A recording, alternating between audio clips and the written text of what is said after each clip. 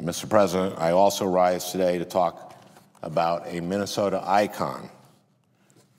Minnesotans and baseball fans across this country are celebrating the life of Harmon Killebrew today. We lost a great slugger,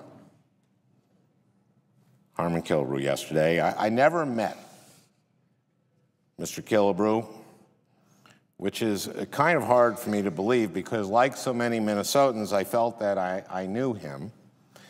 He was the heart of the Minnesota Twins franchise, not just because of the towering home runs that he hit, but because on and off the field he carried himself with so much dignity and grace and humility. I was 9 years old when the old Washington Senators moved to Minnesota and became the Minnesota Twins.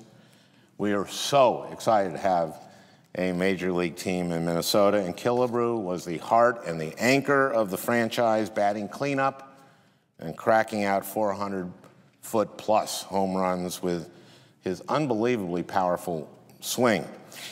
By 1965, Killebrew, along with Tony Oliva and Zoilo Versailles, Bob Allison, Earl Batty, Jim Perry, Jim Cott, and Mudcat Grant unseated the Yankee dynasty and took the American League pennant. I was sitting along the left field line at Metropolitan Stadium the game before the All-Star break that year when Killebrew hit a ninth-inning walk-off homer to beat the Yankees. It was not a typical Killebrew home run. It was a line drive that just shot out of the park into the left field stands. And it sent us into the All-Star break in first place. And I, along with lots of Twins fans, believe that it was that blow that was the key to the season. Now, as I said, that rope of a homer was not a typical Killebrew home run. He was known for these towering blasts. I remember one in particular. I was watching the Twins on TV one summer night with my dad and my brother. Twins were playing the Tigers in Detroit in the old Tiger Stadium. And Killebrew got a hold of one, and it cleared the left field roof. One of just 4 shots that cleared that roof in the 87-year history of the stadium.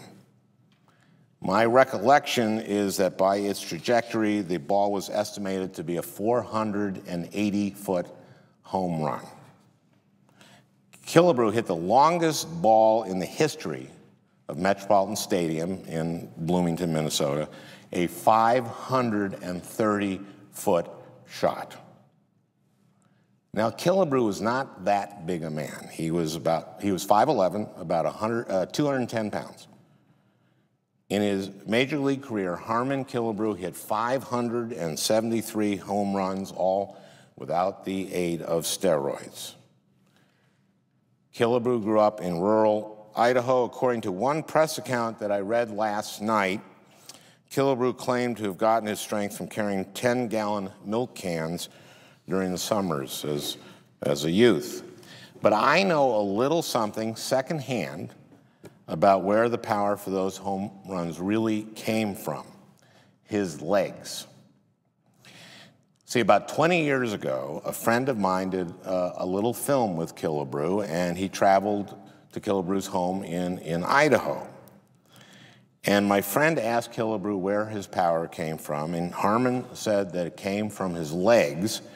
And Killebrew told my friend that the Killebrews all had incredibly powerful legs. And he told my friend that Killebrew's father, Killebrew's father, could jump over a cow from a standing position. Now, I had always hoped to meet Killebrew and ask him about that. And I had a chance to. In 2005, there was a commemoration of the 40th anniversary of the 1965 Twins pennant-winning team. It was held in a tent outside the Metrodome after a game. I was in the tent, And I got Tony Oliva's autograph and Camille Pasquale's autograph, and I saw Killebrew, and he was surrounded by fans. And I just wanted to give him a little space at that time, and he was a totally accessible guy. Every Twins fan knew that, who, from his years on the team, his years in the broadcast booth. But for some reason, I decided to talk to another member of that great team, and I figured I'd catch Harmon or talk to him a little later, but by the time I tried to find him again, he was gone.